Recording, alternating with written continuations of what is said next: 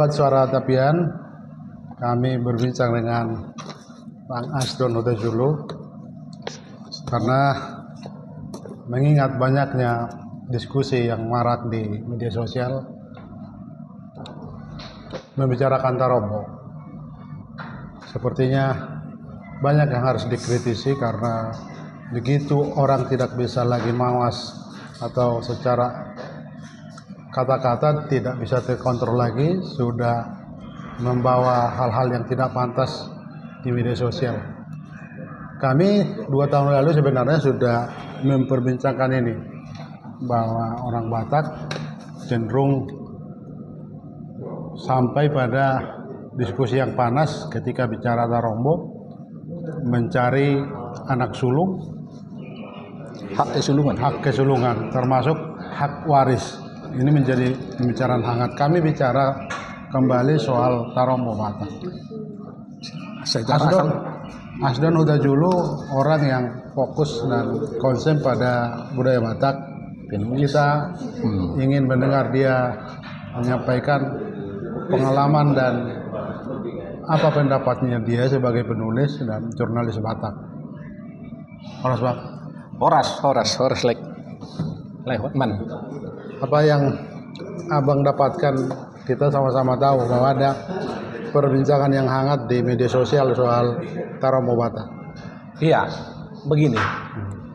Belakangan ini begitu gencarnya polemik di antara marga Batak yang nomor Dongan Tugu, kita nggak usah dulu sebutkan sekarang. Ya.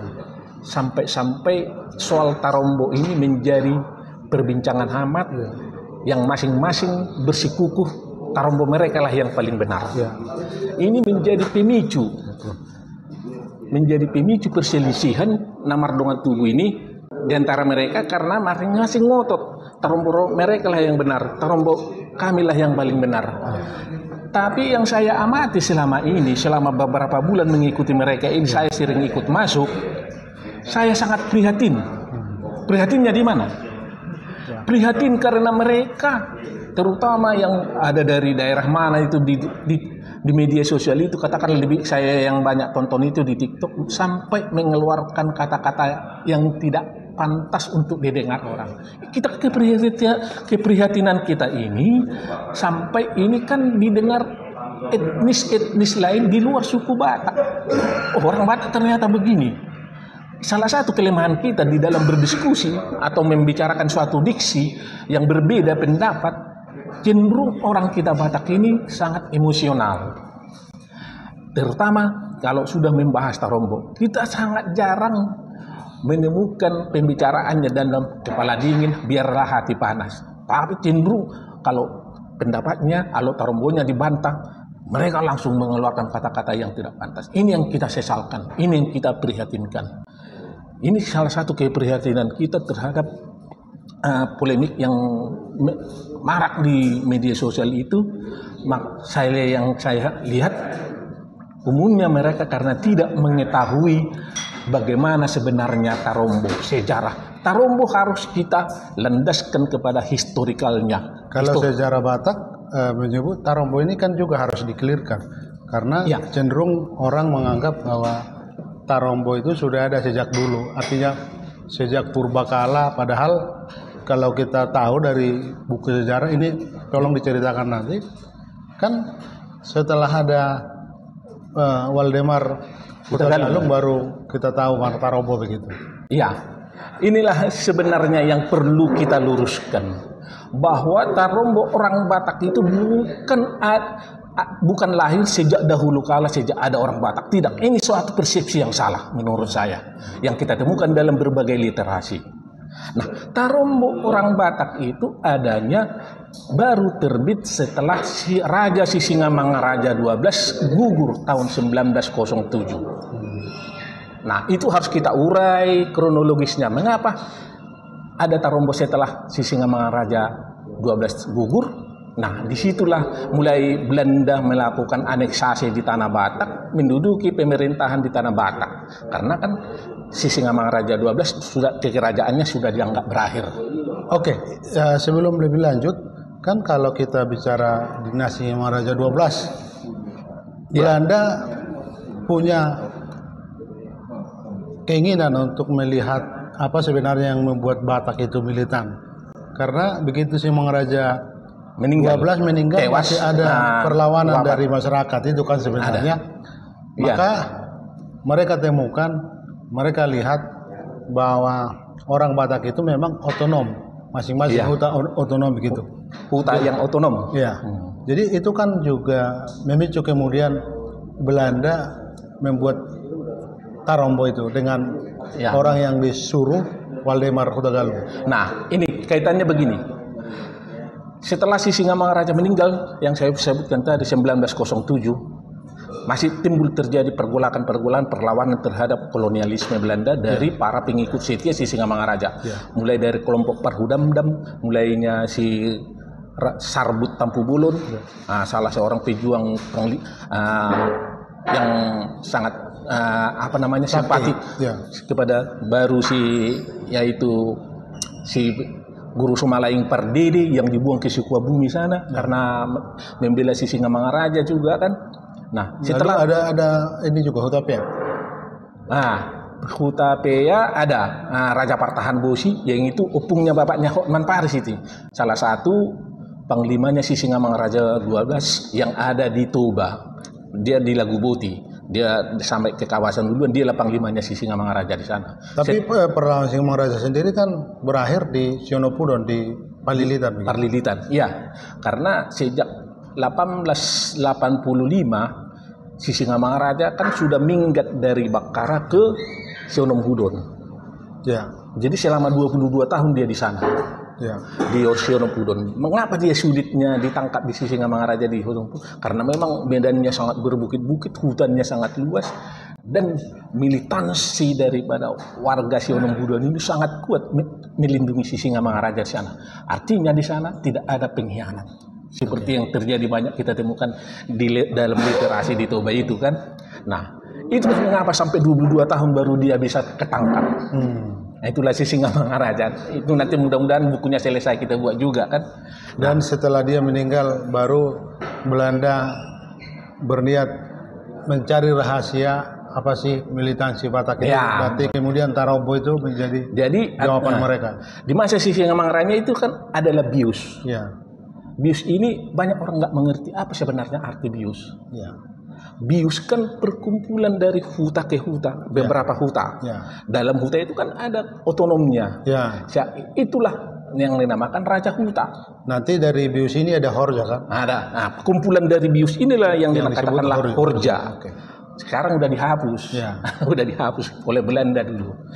Dihapus Belanda sama Nomensen yang menghapus itu dulu. Karena dianggap bertentangan dengan berhala lah, sifat nuansanya sangat berhala. Nah, kemudian setelah perlawanan si Singamangaraja meninggal, perlawanan daripada tahun-tahun kemudian para pejuangnya ini mulai reda, masuklah Belanda mulai menduduki wilayah tanah Batak. Nah, untuk menata wilayah ini yang disebut namanya Kampung Forming, penataan kampung huta-huta ini, penataan huta. Jadi kan Belanda di situ berkepentingan siapa yang akan ditempatkan menjadi pengganti bius ini, yang namanya diganti menjadi Nagari. Nagari inilah yang menjadi perwakilan daripada pemerintahan Belanda di sana. Tapi boleh disebut bahwa Nagari sebenarnya bentukan Belanda ya? Iya. Kaki tangan Belanda. Kaki tangan Belanda di setiap huta-huta ini. Jadi itu. Sebelum saya teruskan, jadi kalau ada nenek moyangnya kepala Nagari jangan terlalu bangga dulu ya? Iya, jangan terlalu bangga. Gak usah kita bangga karena itu kaki tangan Belanda. Karena setiap Nagari ini sebelum pembentukan Nagari, Belanda harus mencatat, mensensus siapa-siapa di kampung itu yang menjadi kepala kampungnya, turunan yang paling cakkangan.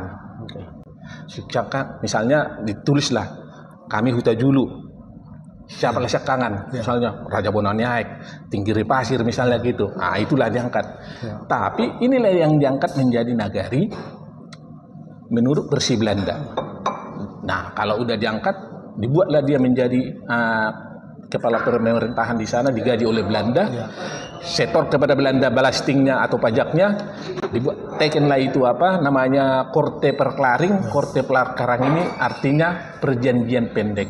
Dia tunduk kepada pemerintah Belanda, patuh kepada pemerintah Belanda, mengikuti aturan-aturan yang dimainkan oleh Belanda kepada kampung itu. Nah, termasuk biar ada belastingnya, ini yang paling utama kan. Nah, situ dia. Jadi begitu ini ditulislah WKHIP sini.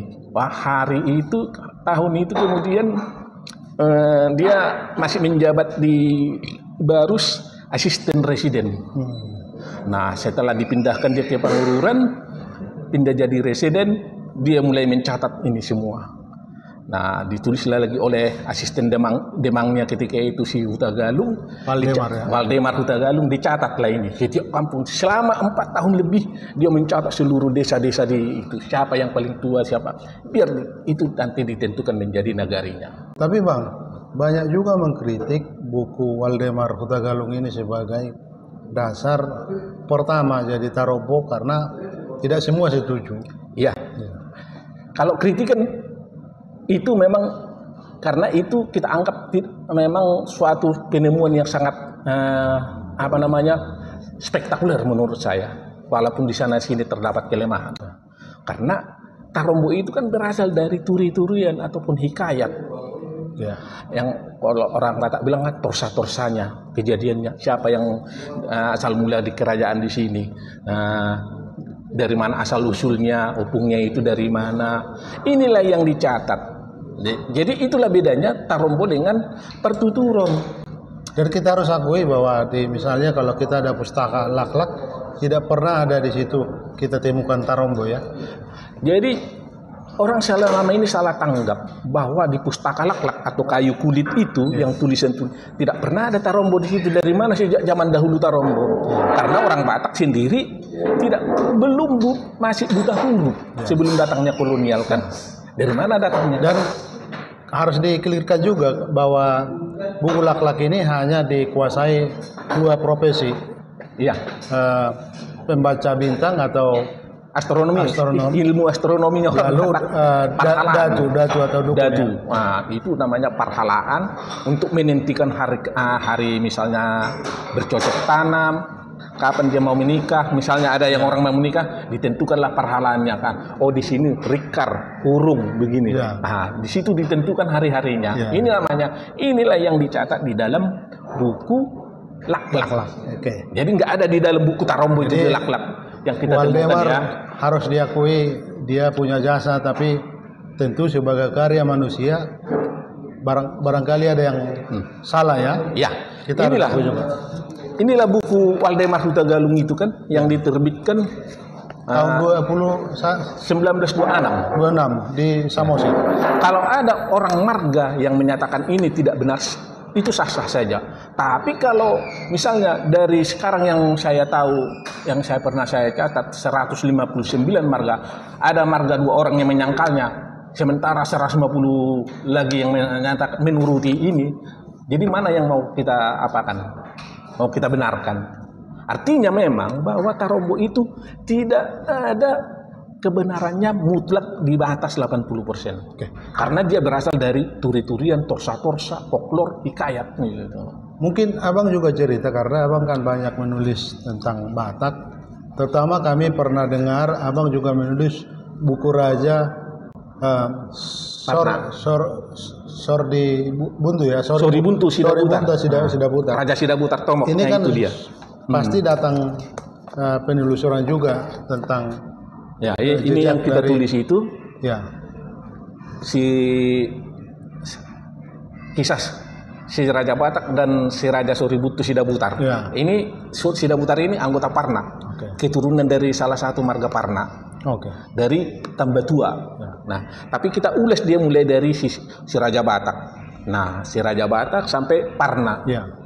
Parna ini yang kita dapat telusuri dari berbagai literasi yang kita temukan, baik dari sini maupun dari ini karangan W.M. Huta Galung ini karangan Guru Batara Sangti Simajuntak, mantan bupati 1957 di Tapanuli Utara. Ini dari karangan dari Richard Sinaga, Ya. semua memuat Tarombo di sini. Ya. Tarombo Parna. Tapi saya tidak menemukan ada misalnya pemisahan 20 atau 50 enggak. Saya lihat semuanya di sini berasa Tarombonya itu tetap 50. Ya. Saya nggak tahu kalau ada Tarombo yang baru itu. Saya di sini tidak memihak entah siapapun itu yang berselisih sekarang ini, enggak. Tapi kita hanya ingin memberikan pencerahan bahwa sejarah Tarombo ini loh. Bahwa sejarah Tarombo itu mulanya adanya penataan kampung Ya. yang disusun oleh WKHIPes dan si Huta Galung.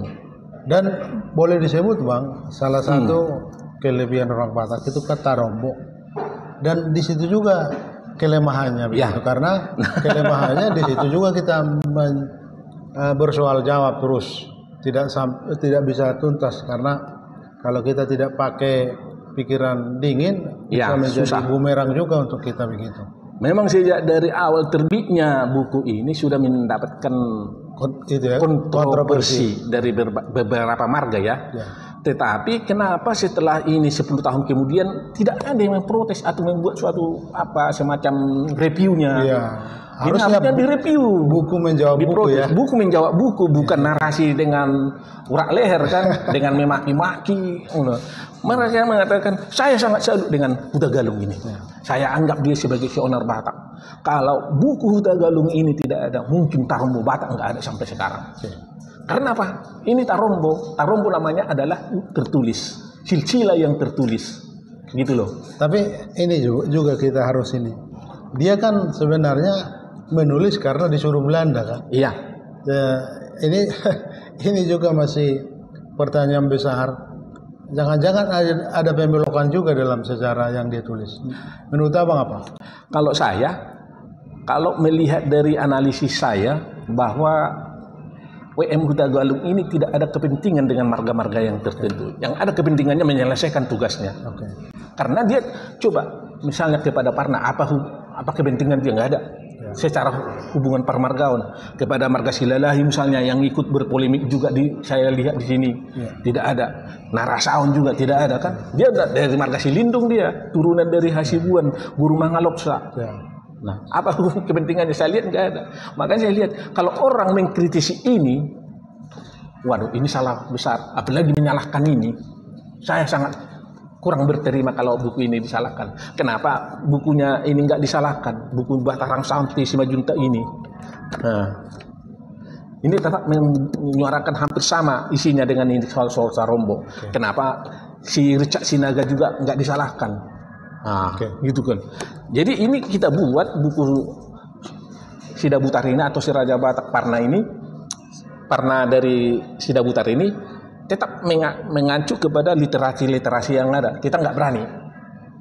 Sejujurnya Bang, khususnya Toba, tidak ada Tarombo yang tidak ada kelemahannya. Semua bisa punya dikritisi kelemahan. begitu. Kenapa?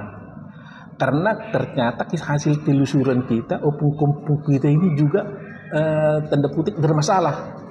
Dengan istri-istrinya ada dulu, ada 3, ada 2 kan gitu. Apa itu dimasukkan semua? Ada yang misalnya Pagudak Parumainya, tahu nggak kan? Pagudak Parumainya begitu anaknya meninggal, Parumainya tinggal, ini dijadikan. Nah, ini menjadi generasi keberapa ini nanti? Itulah pentingnya sundut generasi atau nomor di dalam Tarombo.